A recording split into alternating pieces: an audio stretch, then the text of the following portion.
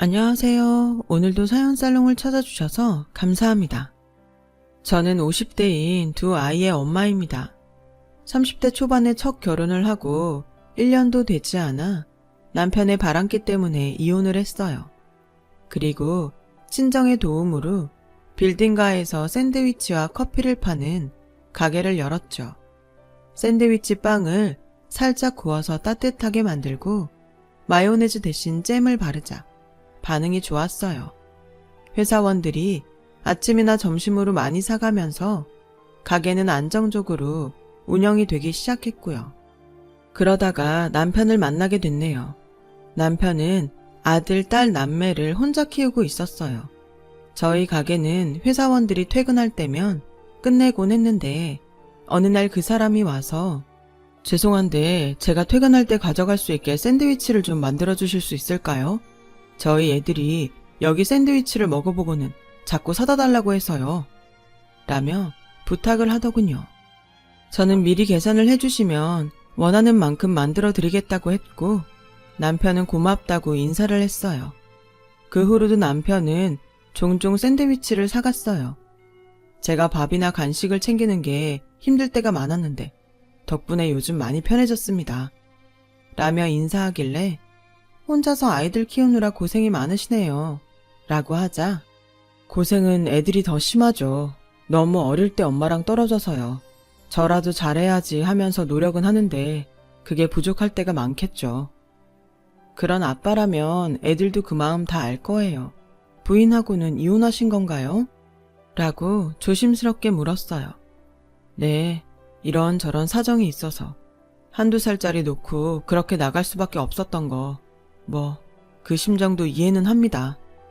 라길래 저도 모르게 이렇게 성실하고 좋으신데 왜 그랬을까요? 전 남편이 하도 바람을 피워서 이혼했거든요. 라고 제 얘기를 하고 말았죠. 그러면서 저와 남편은 점점 가까워졌고 저는 종종 샌드위치 말고도 아이들 먹을 과일과 견과류 간식을 만들어서 싸서 같이 보내주곤 했어요. 그러자 아이들이 저를 찾아오기 시작했고 저와 아이들은 곧바로 친해졌습니다.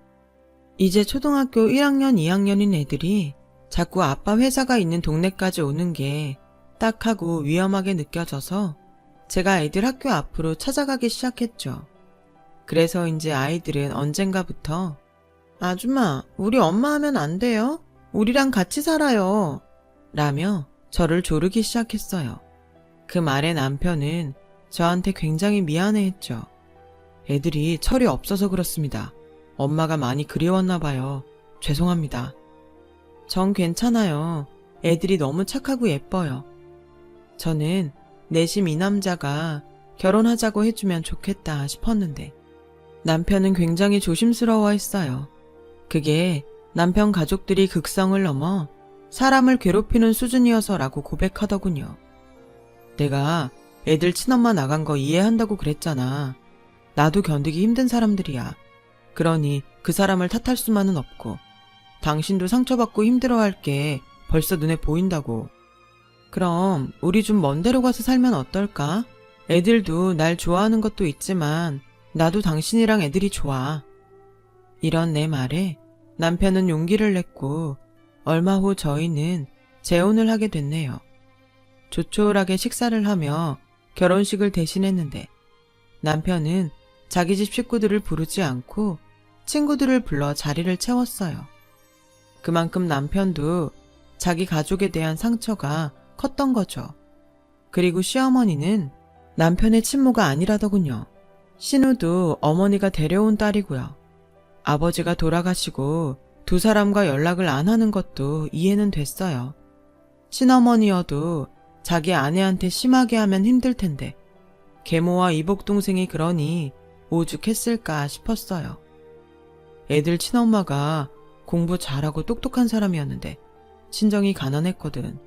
그걸 가지고 얼마나 무시하고 매일같이 집에 쳐들어와서 사람을 괴롭혔는지 나도 나중에 알았어. 그러면서 제게 내가 당신만큼은 절대 괴롭히지 못하게 할게. 나와 함께 해줘서 고마워. 라고 약속을 했습니다. 하지만 그 약속도 무색하게 시어머니와 신우는 저희 집을 찾아낸 거죠. 처음 본 시어머니와 신우는 정말 콧대가 하늘을 찌를 것처럼 도도해 보였어요.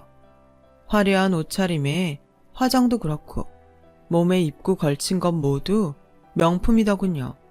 신우는 제가 내놓은 찻잔이 싸구려라서 차를 못 마시겠다고 하고, 시어머니는 대뜸 안방에 들어가 장을 열더니 제가 가져온 이불 세트를 거실 바닥에 던지며 버리라더군요.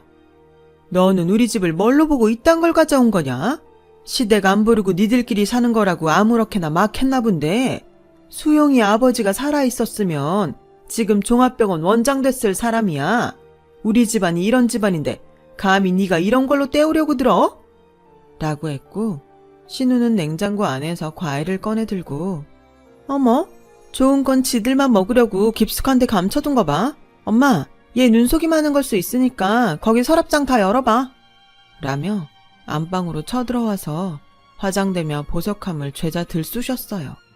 그리고는 남편이 결혼 기념으로 해준 목걸이 반지 세트를 챙기길래 제가 나서서 그건 애들 아빠가 저한테 준 선물이에요. 라고 하자 신우가, 근데 넌 왜 우리한테 선물 안 해? 너 수영이 그 회사 상무인 거 알고 접근한 거지? 그래놓고 어디서 날로 들어와서 등골 빼먹고 살려고 들어? 라며 말도 안 되는 소리를 하며 난리를 쳤어요. 결국 시어머니는 네 선물 되찾고 싶으면 우리 한복하고 밍크코트 진주 목걸이, 귀걸이 이렇게 세트로 해서 가지고 찾아와. 안 그러면 국물도 없어. 저는 때마침 딸아이가 집에 왔길래 아이를 보호하려고 알겠다며 두 사람을 얼른 돌려보냈어요. 그런데 그날 다른 때보다 훨씬 늦게 온 남편이 시어머니와 신우가 가져갔던 결혼 선물들을 가지고 왔더군요. 이걸 당신이 어떻게 시댁에 갔었어? 어떻게 알고? 했더니 딸아이가 집에 온 할머니와 고모를 보고 아빠한테 전화를 했다는 거예요. 애들이 어려도 알 건 다 알아서 할머니랑 고모가 엄마 괴롭힌다고 울고불고 하더라고. 당신 그런 일 있었으면 나한테 전화를 했었어야지. 그걸 왜 꼼짝없이 당하고만 있어. 나는 당신이 그런 거 다 참다가 떠날까봐 그게 더 두려워. 미안. 나는 어쨌든 시어머니랑 신우한테 인사도 못했었으니까 차라도 대접하고 보내려고 했던 건데 정말 그럴 줄은 몰랐어. 내가 괜히 지민이 지성이 걱정시켰네. 다음부터는 내가 처신 잘할게. 라고 했고, 남편은 다음 날로 집을 내놓고 이사갈 곳을 알아봤어요. 저희 가족은 시댁에서 쳐들어오고 한 달도 안 돼서 수도권 막 개발한 곳으로 이사를 갔어요. 남편은 몇 번이고 찾아오려는 어머니와 신우를 막았고 집 앞까지 찾아와서 제가 남편과 시댁을 이간질했다며 난리를 쳤을 때는 경찰에 신고한 적도 있었어요. 그래도 당신 어머니하고 누난데 신고해도 괜찮아? 집안 물건 다 들쑤셔놓고 지들이 가져가고 싶은 거 가져가고 그런 일 또 당하고 싶어? 가족이라고 해도 지켜야 될 선이 있는 거야. 그 선을 모르면 이렇게 해서라도 알게 해야지. 남편은 아주 단호했어요. 그러자 시어머니와 신우는 점점 전화도 하지 않았고 집에 찾아와 난동을 부리는 일도 없어졌어요. 그렇게 10년 가까이 지냈던 것 같네요. 남편과 저, 그리고 아이들은 평온하게 잘 지냈어요. 그런데 남편이 조금씩 아프기 시작하더군요. 자주 피곤하다고 하고 몸무게도 쑥 빠지더니 급기야 회사에서 탈진해서 쓰러져 병원에 실려가는 일이 생겼어요. 연락을 받고 응급실로 달려간 저는 의사에게서 정밀검사를 받아야 한다는 말을 들었어요. 나쁜 병이면 어쩌나 마음을 졸이는 제게 남편은 별일 아닐 거라고 걱정 말라고 했지만 검사 결과는 위암 말기였어요. 정말 마른 하늘의 날벼락이었죠. 이제야 행복하게 사나보다 했는데 남편이 암에 걸렸으니까요. 나을 수 있다는 희망을 가져보려고 애를 썼지만 남편의 상태는 갈수록 나빠져 가기만 했어요.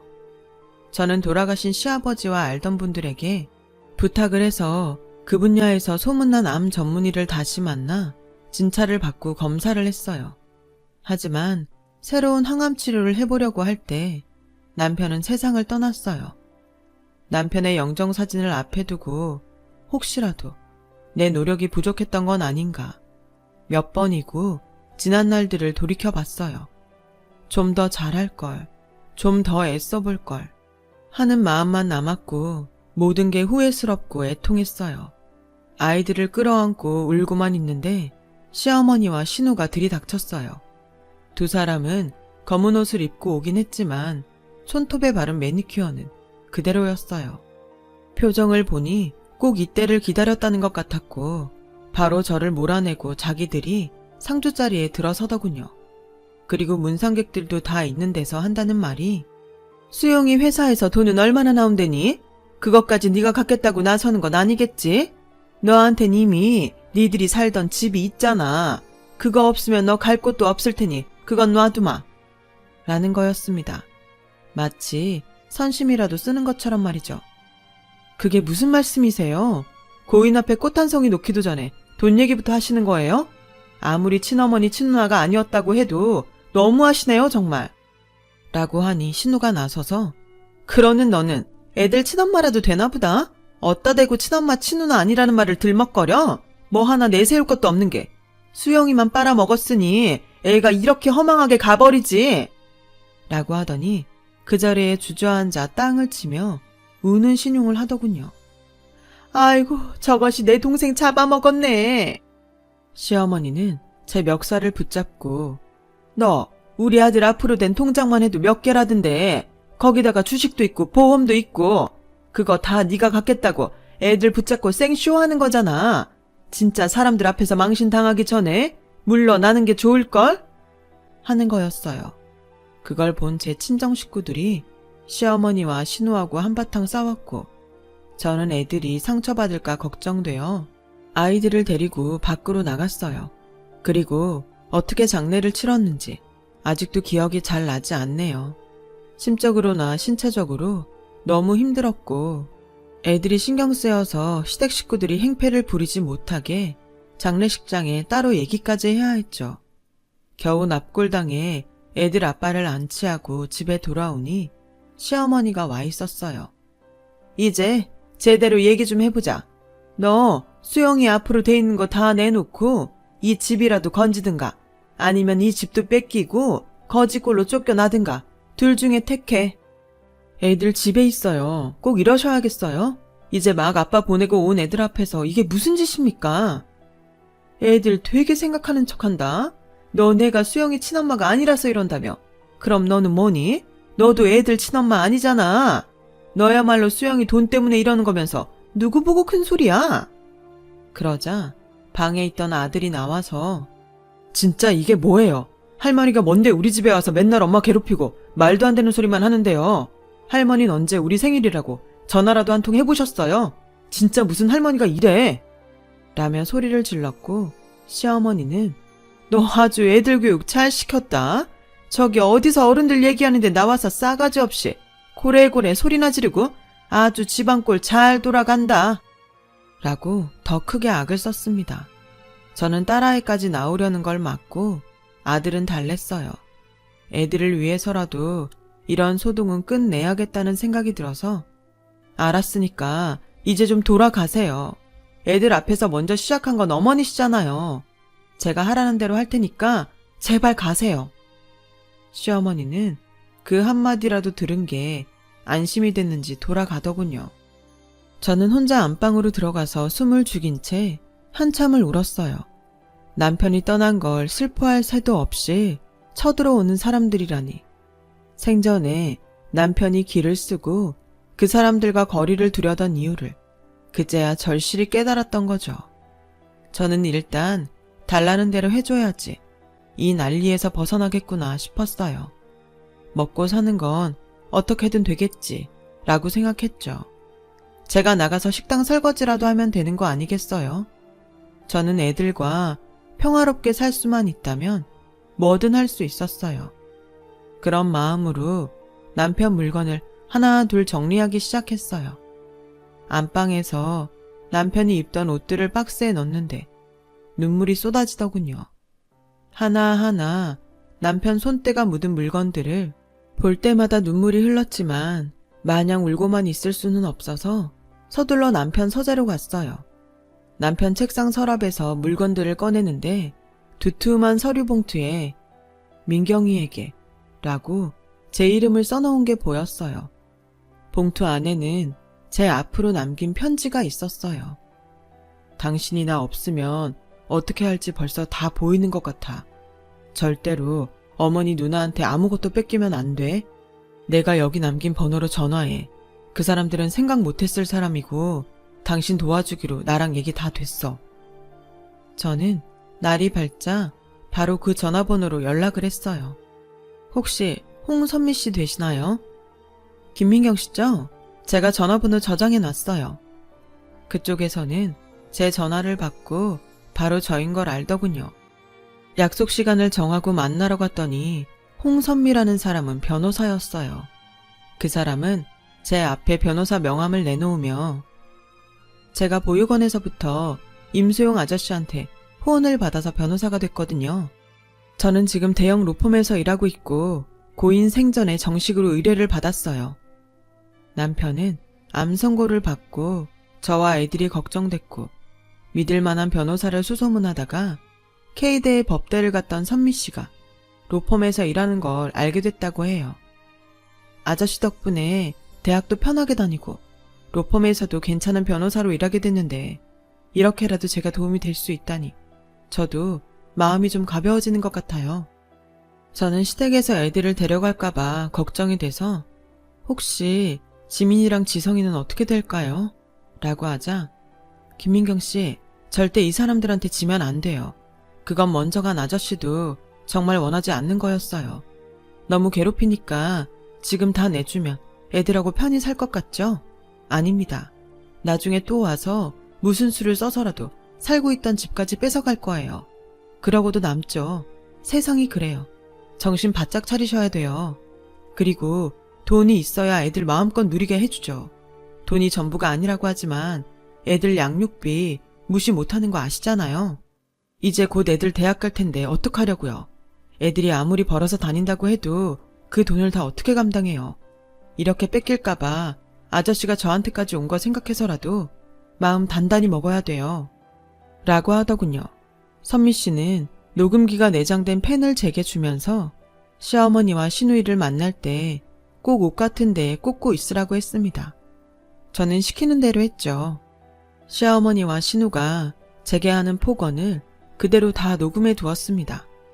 네가 남의 아들 뺏어가서 딱 달라붙어서 빼먹은 만큼 내놔.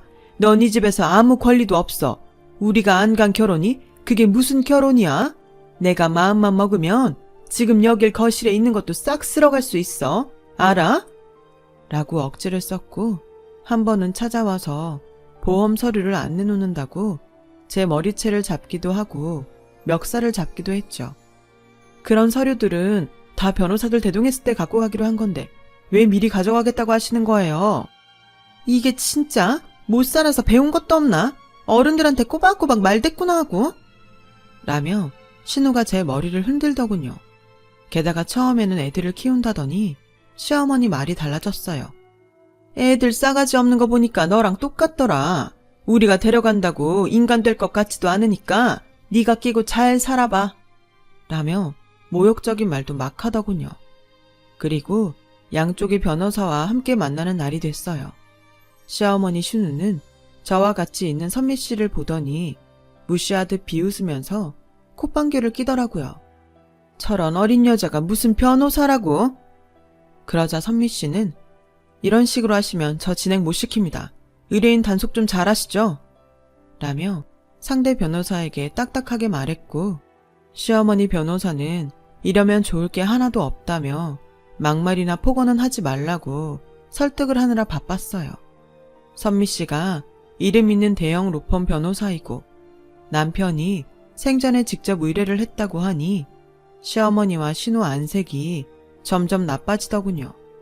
선미 씨는 서류를 내밀며 이건 임수용 씨가 생전에 제게 남긴 유언장과 제게 모든 절차를 맡긴다는 위임장입니다. 둘 다 공증받은 거고요. 여기 보시면 임수용 씨 재산을 모두 지금 부인인 김민경 씨에게 남긴다고 다 되어 있죠? 여기서 임수용 씨 계모이신 박희자 씨와 이복 누나 임영옥 씨에게 가는 건 아무것도 없습니다. 선미 씨가 또박또박 설명을 하니 그쪽 변호사는 난감한 표정을 지었어요. 그리고 시어머니한테 이건 소송해도 피곤하기만 하고 돈도 못 받을 확률이 아주 높다며 포기하도록 유도하더라고요. 하지만 그냥 물러날 두 사람이 아니었죠. 이게 다 저 여자한테 휘둘려서 그런 거예요. 이대로 다 뺏기면 우리 아들 하늘에서 원통에서 통곡할 거라고요. 라는 시어머니 앞에 제가 병원 진단서와 녹음기를 내놓았어요. 어머니하고 형님이 저 붙들고 흔들고 쳐서 생긴 멍 때문에 병원에 가서 진단서 뗀 거예요. 그리고 이건 어머님이랑 형님이 제게 어떻게 했는지 다 녹음된 거고요. 제가 녹음기를 틀자 시어머니와 신우는 입을 딱 다물었어요. 시어머니 변호사는 인상을 쓰며 두 손 두 발 다 들고 가더군요. 저는 두 사람에게 앞으로 어머님이랑 형님 저한테 오셔서 말도 안 되는 소리 하고 애들한테 모욕적인 말 하면 저 다 소송 걸 거예요. 그리고 애들하고 제가 입은 정신적 피해 보상까지 다 요구할 거라고요. 라고 하자 두 사람은 더 이상 아무 말도 하지 못하고 돌아갔네요. 변호사의 두 손을 꼭 붙들고 울먹이며 정말 고마워요. 변호사님 아니었으면 저 이렇게 할 수 없었을 거예요. 이걸 다 어떻게 갚아야 할지. 무슨 소리를 하시는 거예요. 이게 다 민경 씨가 잘 버텨서 지켜낸 거죠. 정말 잘해오셨고 용기 많이 내주셨어요. 아저씨도 하늘에서 기뻐하고 계실 거예요. 라며 눈시울을 붉히더군요. 그날 저는 제 남편이 원하는 대로 재산도 지키고 아이들에게 손끝도 못 대게 했다는 생각에 너무 뿌듯했어요. 하지만 시댁 식구들은 집요하더군요. 그 뒤로도 몇 번 집으로 찾아오고 애들 학교 앞까지 가서 난리를 피운 적도 있었죠. 니들이 엄마한테 속는 거야. 그 여자가 돈 다 꿀꺽하고 너네는 언제 봤냐는 듯이 손 털고 나갈 거라니까? 라며 악을 쓰는 신우에게 아들인 지성이가 폭력을 사용할 뻔했고 그것 때문에 경찰서에 있다고 연락이 왔어요. 저는 그 얘기를 듣고 당장 선미 씨한테 연락했죠. 경찰서에 먼저 달려가니 지성이가 보이더라고요. 그 모습을 보니 지성이가 안쓰럽고 정말 화가 머리 끝까지 나더라고요. 저 두 사람 제가 고소할게요. 우리 애들한테 자꾸 말도 안 되는 소리 하면서 정신적으로 피해 입힌 건 저 사람들이에요. 라며 소리를 지르자 저거 형사님 저거 봤죠? 저런 이애가 뭘 배우고 자라겠어요? 지 고모한테 손찌검이나 하려고 하는 저런 애는 버릇을 단단히 고쳐야 한다니까요. 이 난리를 치는데 선미 씨가 왔어요. 선미 씨는 상황을 정리하고 경찰에게 잘 설명을 하더라고요. 그리고 저한테 했던 폭력행위들을 근거로 가정폭력 범죄로 피해자 보호 신청을 하더군요. 그러면 저희한테 접근할 수 없다고요. 저희는 시댁과 완전히 인연을 끊고 잘 살고 있습니다. 애들도 다 대학을 가고 지금은 졸업해서 직장인이 되었네요. 저는 손재주가 좋은 걸 살려서 전통 공예를 배우고 공방에 나가고 있고요. 애들과 가끔씩 선미 씨도 만나며 그렇게 평온하게 살고 있습니다. 이 자리에 남편이 있다면 더할 나위 없이 좋겠지만 이게 다 남편이 만들어준 든든한 인연이니 매일 감사하며 살고 있습니다. 여보, 오늘따라 당신이 많이 보고 싶다. 아이들 잘 키우고 열심히 살다 당신 보러 갈게. 제 얘기 들어주신 분들 감사드리고요. 다들 평안하시고 행복하시길 바라겠습니다. 건강하세요. 여러분, 사연 댓글에 응원과 현명한 조언 부탁드려요. 좋아요와 구독은 저에게 큰 힘이 됩니다. 오늘도 좋은 일 가득하세요.